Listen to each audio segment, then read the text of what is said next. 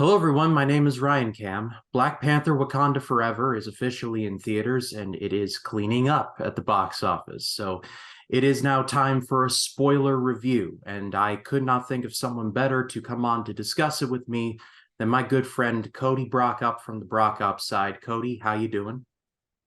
Uh, I'm doing well. Thanks for having me. And like I said, this is going to be full spoilers, spoiler warning. See Wakanda Forever before you continue on with this video. I'm intending to post this on Monday, so hopefully by the time this drops, everyone watching this has seen it. But if you have not, Hopefully. go see it first.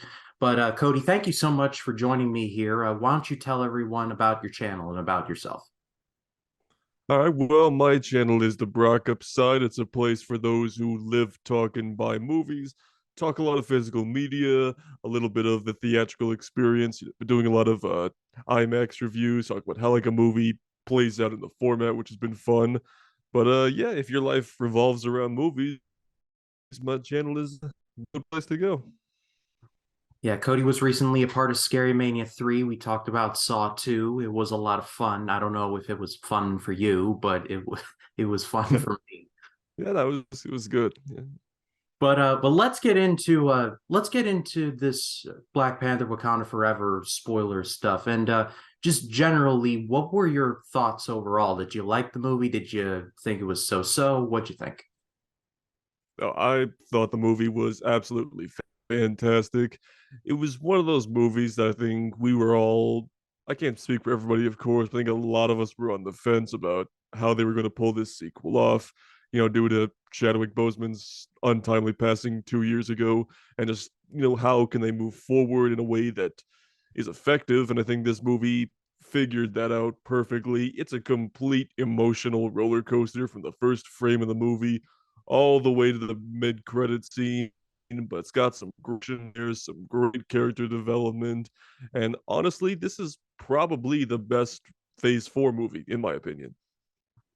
Yeah, I couldn't agree with you more. And really, you were just talking about Chadwick Boseman's very, very untimely and very sad passing.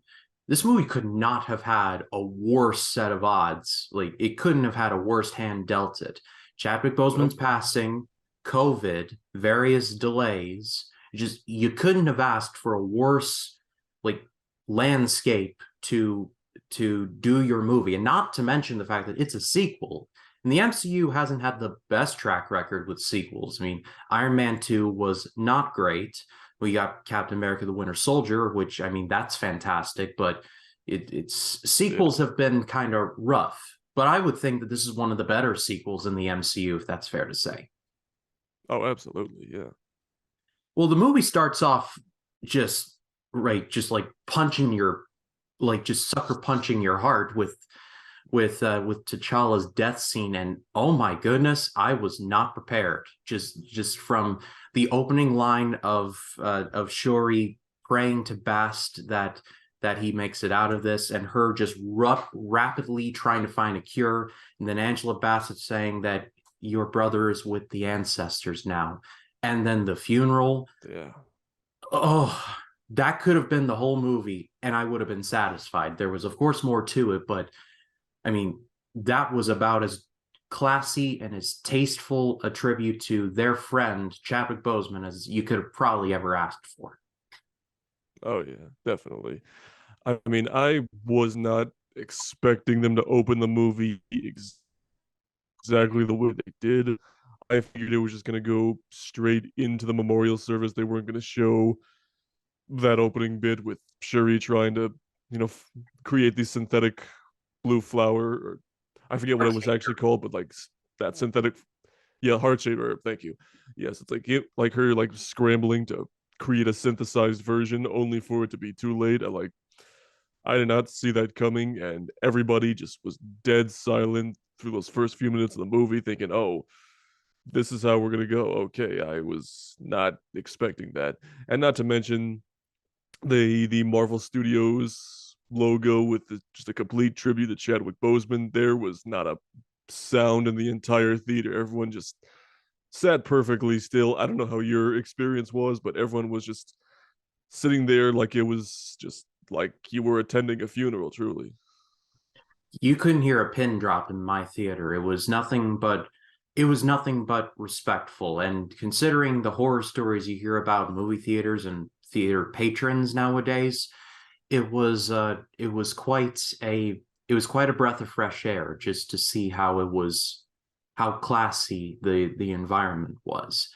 But Yeah. but there was but after that, and just one more note, I kind of hope that the MCU going forward does that sometimes with some of maybe the bigger MCU characters. They dedicate the title sequence just to them, the Marvel Studios logo just to them and like their Mm, highlights.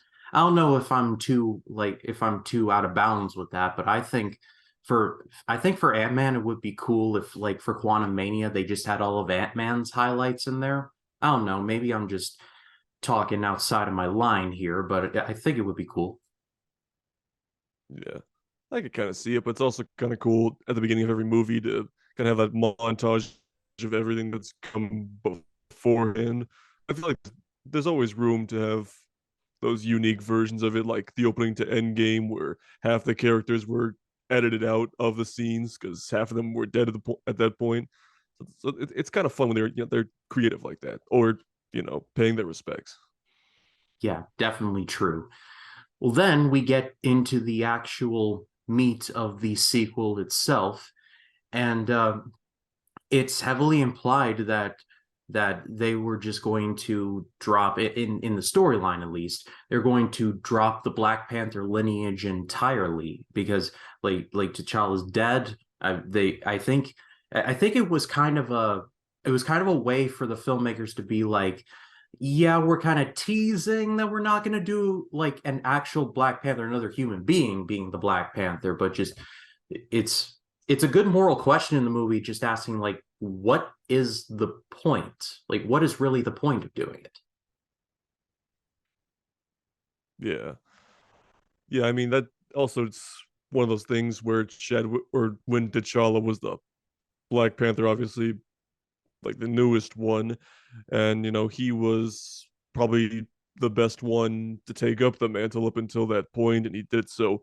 It says in the movie that he was very noble, and he was had those great leadership skills, so he like was the perfect candidate to take it on.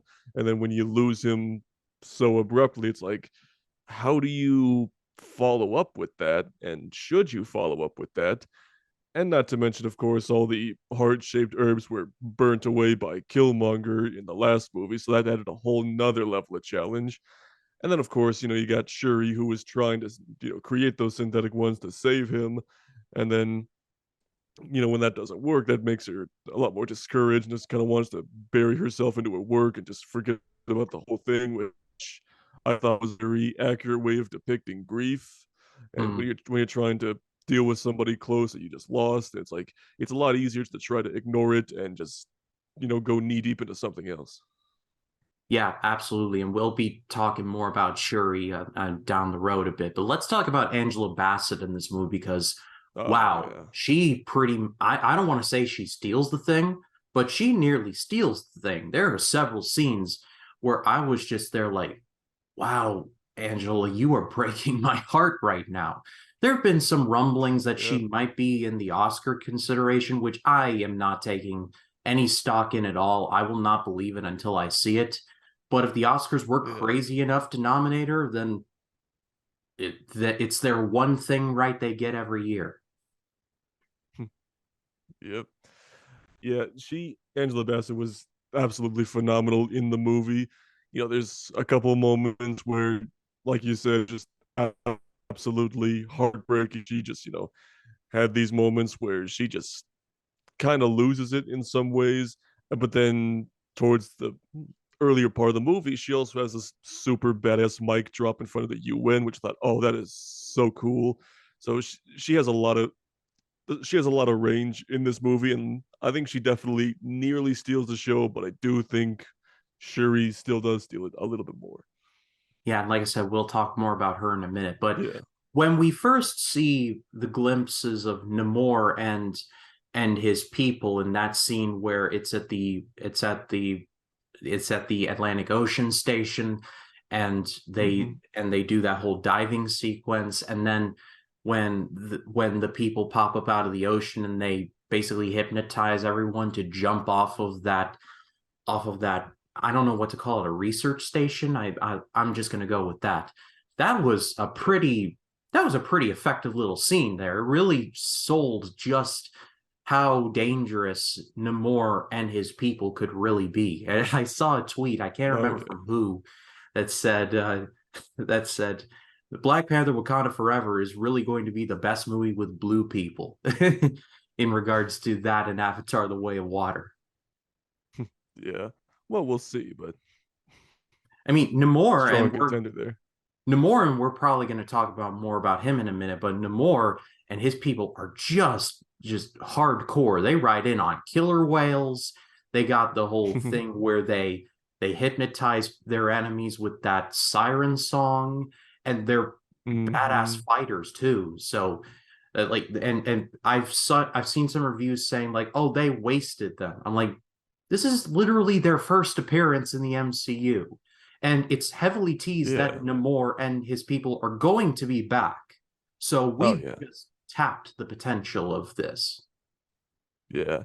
What I also like about the the intro of the Talikins on that research station is that Namor is not fully revealed in that scene. You know, he's not really in the fight to the very end when he crashes the helicopter, but you only really see him in silhouette.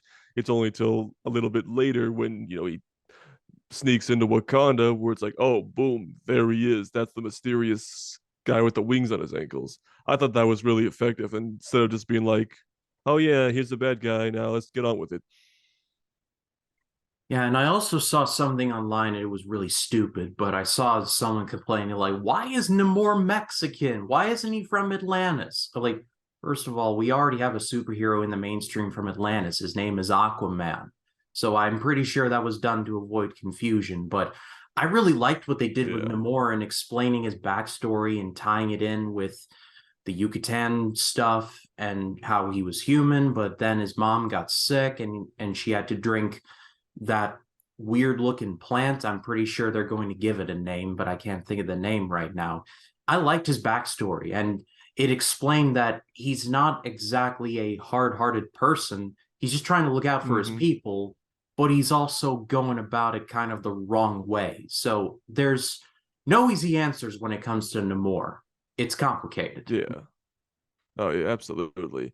Yeah, I do like the cultural changes they made to Namor and Atlantis, which is now Talikan or Talikon. I forget how you pronounce it properly. But I thought it was like a great kind of foil to Wakanda, just this other seek quasi secret kingdom basically that are just looking out for their own kind, but they're going about it in different ways. It's yeah, I thought it was excellent the way they did that. Yeah, like I said, this is not the first time we're going to see them. They will be back. If Oh, definitely. I've got a hunch that they will definitely be back. What did you think of the Oh, for introduction sure. of Ironheart? I kind of liked this character, and I said in my review that I want to see her back. How do you think they handled her? Well, I think it it almost reminds me of how they introduced Peter Parker in Civil War, where he doesn't come in till a little bit later on. Riri Williams, she's brought in earlier than Peter Parker was in Civil War, of course. You kind of see like a little glimpse of her normal civilian life, so to speak. She's just kind of going through the motions, and she gets picked up by by Shuri and Okoye, and then gets thrust into this with her super suit and everything, and she even gets the upgrade too. But I did like how she was introduced. I felt like, yeah, she definitely was a nice addition, but I feel like there's more that they could have delved into with her backstory and everything. But I think they're saving that for her Disney Plus show, which I'm totally looking forward to now because I'm like, okay, I would like to see where this character goes in the future. And I thought it was, yeah, I thought she was a nice addition. To be honest, I did not make the Civil War the Civil War connotation, the comparison there. I That completely flew over my head. But now that I am thinking about it, it is a very similar introduction. But I'm not necessarily complaining. I was Yeah, not super familiar with Riri Williams from the comics, to be completely yeah, me honest. neither. But seeing her in this, I like I said, I hope that she does make a return, and it is definitely implied that she will be back. And like I said, I sincerely hope that she is back. And I like her introduction where it's Okoye and Shuri, and they're at MIT and they're together, and Yeah. and Okoye is like fitting in when she's really not.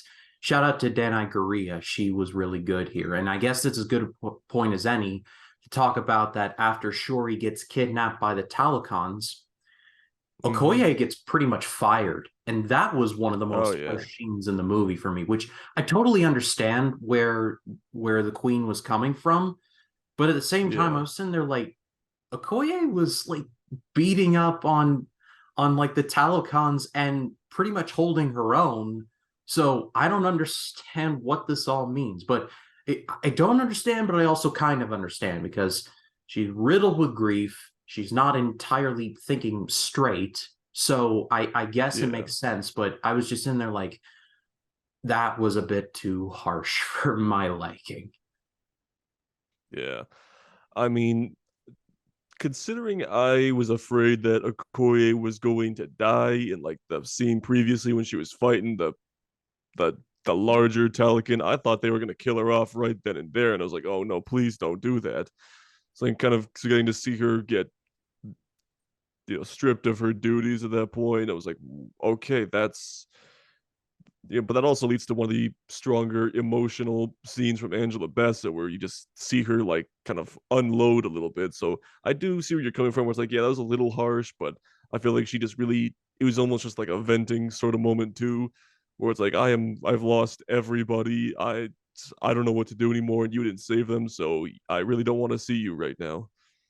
And there was also the moment, and I don't think it's going to be talked about a ton, but there's the moment where the queen says, "Where were you when my son nearly died and you stood alongside Killmonger?" I'm like, Oh, it's like, "Oh, oh yeah, that's a good burn." But at the same time, yeah, at the same time, as general of the army, it was her duty to kind of be there, but it was also it it was this is kind of what I love. You know, there's no straight, easy answer. It's like a from a certain point yeah, of view, this makes you look good, but from another point of view, this makes you look really bad. So it's not a straightforward. This is clearly the right path.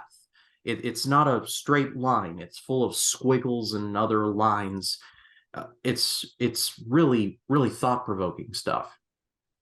yeah. And that idea goes throughout the entire movie too, especially through Shuri's arc throughout the whole movie, where it's like it's not, oh, I need to do this in order to save the day. It's like I don't know if I should be doing this. Maybe I do need to, but this is maybe not the way I need. Maybe this is not the way I want to do it. Yeah, it's like it's not black and white throughout the movie. There's a lot of shades of gray going on where there could be one way to do it, but there's also is this the way we should be doing it? So I like that too. Yeah. Even M'Baku, when he in the last movie, he was literally trying to take the throne. Even he makes some really solid points in this. I'm like, am I agreeing with M'Baku? What is going on here? So Yeah. it's very well done. Yeah. And then we get the moments where uh shoot, Namor, I'm blanking. Namor tells Shuri about his backstory, shows him the capital city of Talokan, and again, Mm-hmm. same thing. It's complicated, but from a certain point of view, Namor is not necessarily like the mustache twirling kind of villain. He's kind of like Mm-hmm. he's kind of similar to Thanos in the sense that in his mind, he believes he's doing the right thing, but to everyone else, he looks really terrible. Yeah. I mean, I think most villains don't see themselves as the villain. They think they're doing the right thing. They're just going about it in ways that are more extreme than most would prefer. Because, yeah, you listen to Namor's backstory of how, you know, his mother and his ancestors drank that special, I think it was like basically vibranium juice, essentially, and how it changed them. And they kind of had to you know, force themselves to live in the oceans, and then seeing just the hardships of the world and trying to make sure that the that other nations don't start coming for them too. So like, hey, Wakanda, we really need your help. Instead of, of course he could have gone a more diplomatic approach and just said, hey, can we like have a meeting next Tuesday over coffee and see if we keep forming alliance instead of, hey, help us or I'm gonna kill all of you, sort of thing. Yeah, and it doesn't really help things when when Lupita Nyong'o's character, and I can't think of her name right now. But well, when she rescues Uh yeah.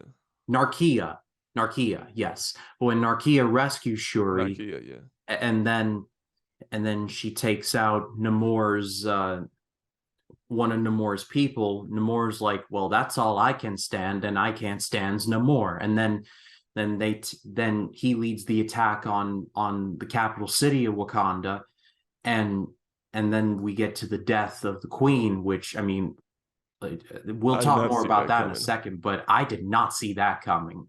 But those water bombs that Namor has, those are lethal. I was thinking like, oh, it's water. What's the worst that could? I'm like, well, that's the worst that could happen. Oh, yeah. But that was a Yeah. death that I Yeah. was not expecting. I was not expecting to see the Queen's death, and when it happens, I was like, oh, she's going to come back. And I'm like, she's coming back, right? She's coming back, right? And it turns out, no, no, she doesn't. And I think my jaw was on the floor. Like, I just was not prepared. I really was not. Yeah, me neither. I mean, I figured she would have definitely survived to the very end. In fact, there was like one kind of half-baked theory going on Twitter before the movie came out that maybe like they were gonna kind of subvert our expectations and then like and that she was going to become the Black Panther for like the one sequence. Just to, I don't know how much weight there was to that theory, but I'm like, if they did that, that could be kind of cool. But yeah, I mean, just thinking about how losing the queen right after losing, your brother, like I think it was like a year before the events of the movie, if I remember correctly. It's just like a serious 1-2 punch for Shuri, especially in the, for the whole kingdom of Wakanda. So, which, yeah, I mean, she was definitely the last person I expected to die for sure. Yeah, it really movie really serves as a closing of one era of Black Panther and the beginning of another. And it gets into my Yeah. favorite scene in the movie when Shuri finally makes the heart-shaped herb. She drinks it, she does the Oh, ceremony, yes. and then she gets to the ancestral plane. And when I see the throne there, I'm like, there's no way that they're going to show, like, do they have like a secret scene with Chadwick in there? Did they film one thing? But I was like, no, that can't be. I was afraid they were gonna do that. Yeah.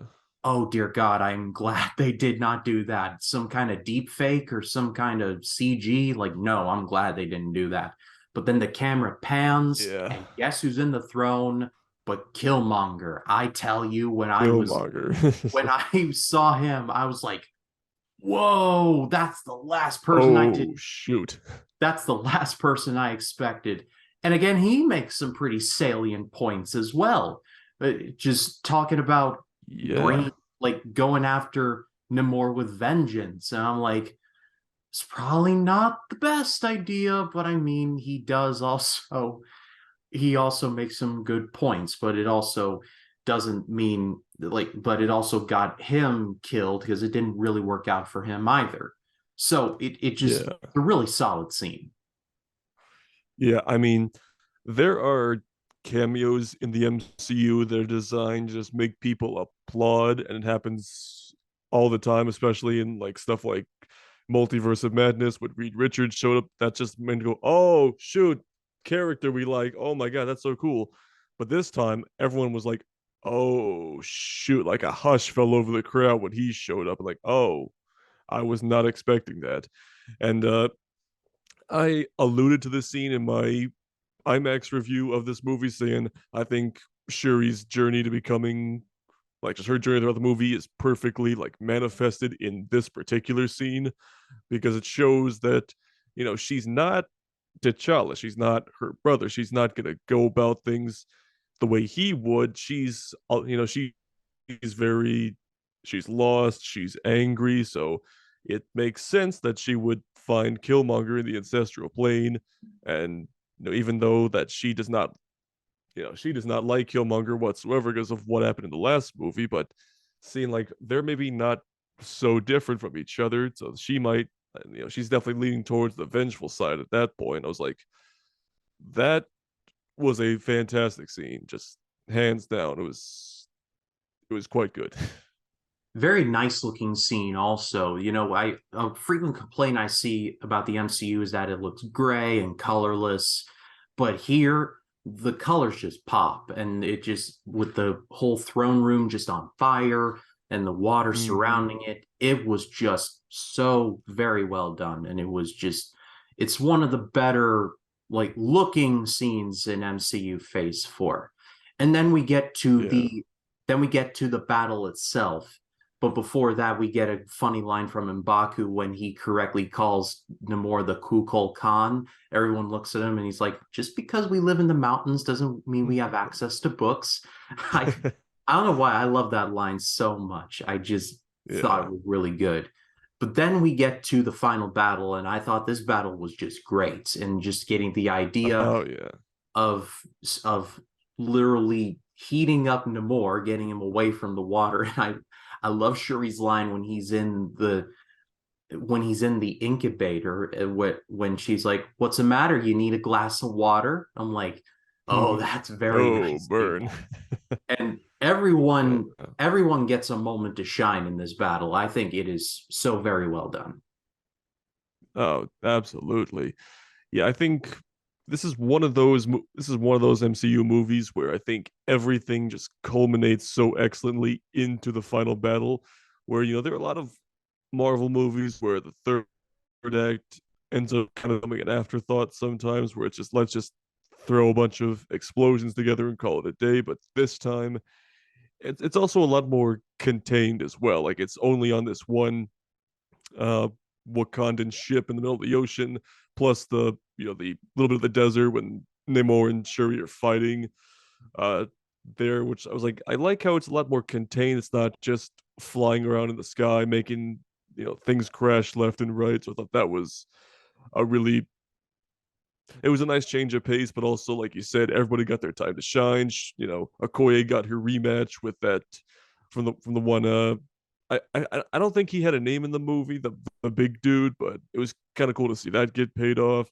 And then Ironheart, she gets her upgraded suit, which which was a lot of fun as well. But I think definitely the heart of that scene was Namor and Shuri's final confrontation. Like that's where everything gets serious.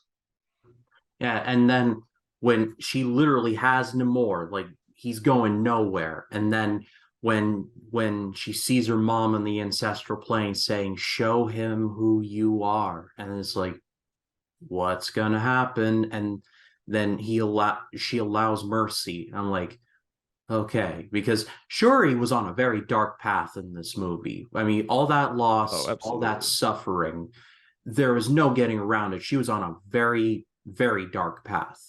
But Absolutely. when she relented, and it was like, okay, she was on a dark path, but she turned back, and it shows that it's never too late to turn back and see the light. Yeah, definitely. Yeah. Yeah, I thought her arc was probably the strongest part of the entire movie because it felt natural, like seeing her just from the beginning just trying to not focus on properly mourning her brother or going through her grief, just getting lost in all the tech she built to help Wakanda, and then of course Namor shows up and causes all kinds of new complications. And then she starts to think, okay, maybe we do need another Black Panther. So she tries the herb. It doesn't go the way she plans. So she gets even angrier, thinking it didn't work. And now it's like, okay, I guess we need a Black Panther and I'm going to be it, but we're going to do this my way. And the way that she, kind of, it all culminates in that final confrontation there where she decides to, have a little bit of T'Challa in her and go the more noble and kind of diplomatic route, saying, "Okay, we can come to a truce here, and we can help each other just stand down." I thought was just it was just fantastic. Yeah, and then the real shocker to close everything out. Actually, let me back up just a second. Uh, I think we can just cover this part of it in just like one little burst. But what did you think of the whole Everett Ross and Julia Louis-Dreyfus stuff? Did you like it? Did you think it was just okay? I've seen some backlash against it, but it wasn't the best. But I get why it's there to kind of establish that there's a lot of people coming after Wakanda now, thinking that it's weak when it's really not. But I wasn't a big fan of Julia Louis-Dreyfus being like, "Oh, your olive oil's about to go bad." And when I first dropped my review, it was like I could do without it, but I didn't particularly like that. And I think I'm of the attitude of it's there to serve a purpose, but I'm just overall not a fan of it. What did you think? Well, we've seen character Val show up in a handful of projects up until this point, but this time it was nice to at least kind of see like what exactly is her position, in government or whatever, because it didn't, nothing was really alluded to her role beyond just a couple of cameos. Now, kind of getting to see like what kind of level of power she has was really cool, and I've really liked just kind of her, her sense of humor and her rapport with certain characters. And thought, yeah, it was kind of funny making her like Martin Freeman's ex-wife and having a little bit of banter here and there. Um, but yeah, I mean, it wasn't 100% necessary to have her in there, but also I think they're just really trying to make sure that the movie going audiences know that she's out there. She's gonna probably cause some trouble in the near future for those that, maybe don't watch the Disney Plus shows and haven't seen her prop up for this. So I feel it's one of those things. It's like it's just kind of necessary MCU world building, but I think it's passable. Yeah, I do agree with you on that. Not the worst, but definitely like pulling away from the far more interesting stuff. But thankfully they did keep it to a minimum. But Yeah. really the biggest like development was saved for the mid-credits scene, which if Oh you yeah. all stayed for that. But Shuri is sitting on the beach and Narkia comes out and is like, "I want to introduce you to your aunt." And I'm like, wait, when did Whoa. T'Challa have time to become a dad? Holy crap! Which at first I was like, they named him T'Challa. This is clearly like saying, hey, Shuri, something's gonna happen to her, and this kid's gonna step up in this universe eventually. But I thought that was a very, 10 from now. very Yeah. that was a very cool thing that they did. It was a very cool thing. Yeah. Yeah, there were like murmurs here and there that they were going to introduce T'Challa, Nakia's son, at some point in this movie, but I figured they weren't. I figured maybe they just decided not to. But then that mid-credit scene shows up, and it's like, oh, that's a bit of a bombshell to put in there. But it's like that's a effective use of the post-credit scene too, because I'm not gonna like try to. I'm not gonna lie. I enjoy the more played up, oh, new player enters the chat kind of post credit scenes we get usually, where it's like, oh look, there's Hercules. That's cool. He'll show up eventually again. This time it's like introducing a new character, but also it's still emotionally relevant to the rest of the movie and isn't, it kind of gives some hints as to what could be coming next, but it's more like a just a nice little bow on top of everything else. It's not trying to set up, Doctor Doom or something, which was rumored for one of the post credit scenes, which I'm glad they didn't do that. Just kind of let the movie be its own thing, be one of those, like, just let it be its own thing, but still have everything service the story and the emotions, which I thought was really nice change of pace. Absolutely, and it's gonna be it's nice to know that we're gonna get T'Challa's son because if this series is gonna continue for a really long time, so we're going to see Prince T'Challa in a future movie. I'm just gonna call it right here and now. But Oh just yeah, to absolutely. just to wrap things up, you said that this was your favorite of MCU Phase 4. I'm thinking this is nearing my favorite. I said in my Uh, spoiler-free review that it was Shang-Chi, Spider-Man No Way Home, this, and Doctor Strange and Multiverse of Madness. Those are my four main pillars. And I yeah, haven't, and it's not exclusively in that order, but those are the four where I was like, that's awesome right there. It's been a very up yeah, and down phase, and people I've seen online have been like, no, it's not. Like, you can't complain there's no direction. They're building up to Kang.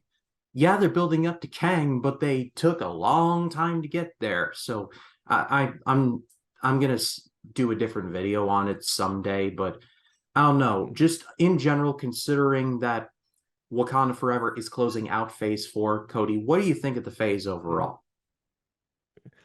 Uh, well, just kind of going back to what he said a second ago, I wouldn't say it's my favorite of the Phase Four. I think it's the best one. Like it's the most well made by far.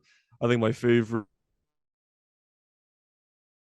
is probably Spider-Man No Way Home for kind of shallow reasons. Because oh yeah, culmination of 20 years of Spider-Man, but I think it's definitely the most well-made movie in Phase Four, hands down. Probably my second favorite at this point. But yeah, as far as Phase Four goes, I wasn't necessarily one of those people that was complaining like, "Oh, where's everything going? You're not setting up the big bad every 10 seconds. What is this garbage?" The way I thought was, okay, they're trying to kind of slow down a little bit. They're trying to just rebuild a little bit because after Endgame and everything, where characters died or moved on, the Avengers are practically non-existent right now. So they kind of wanted to show where some of the surviving Avengers are still at and introduce a lot of new characters and see what they can do with them later on. But yeah, it does feel like they could have pushed a little bit more towards like the next big bad, which I think is going to go full force with that with Ant-Man the Wasp Quantum Mania, which is the beginning of Phase 5. So I think Phase 4 I think was kind of like, and also they introduced all the Disney Plus shows as well, so that we got a lot more content from the MCU than ever before. So it feels so yeah, I think it's naturally going to feel a little jumbled and a little directionless at some points. But I was like, yeah, let's just kind of open things up a little more, introduce some new characters without the pressure of setting up the next Avengers movie every time. Yeah, absolutely. I do agree with you there. And I really am excited for Ant-Man and the Wasp Quantumania. We just have only seen that one trailer, but that trailer looked like it was Hmm. just going to be fire. So here's to hoping that Oh yeah, that movie is good. But what was yeah. your guys' favorite part of Black Panther Wakanda Forever? Leave it in the comments. We'd love to read what you have to say. Cody, thank you so much for coming on once again. This was so much fun. You're more than welcome on the channel whenever. And tell the people where they can find you. Oh, thank you. All right. Well, first things first, you can find me on YouTube on my channel, The Brock Upside. But if that's not enough for you, you can type in The Brock Upside on Twitter, Instagram, even TikTok, and you can find me there too. Yeah, go subscribe to him. I will put all those links in the description of the video. Go check him out. And as for this channel, I got Life in the Movies with Jacob Martin coming out. It's episode 44. I'm going to be reviewing The Menu this week, starring Ralph Fiennes, Anya Oh, Taylor-Joy, and oh, I can't Nicholas wait to Holt. see that. Yeah, it looks really good. And then this coming Sunday is continuing my Sunday series with my review for The Iron Giant, which is I've seen it before, but it's going to be a better than you remember video. So definitely check all Yeah. that out.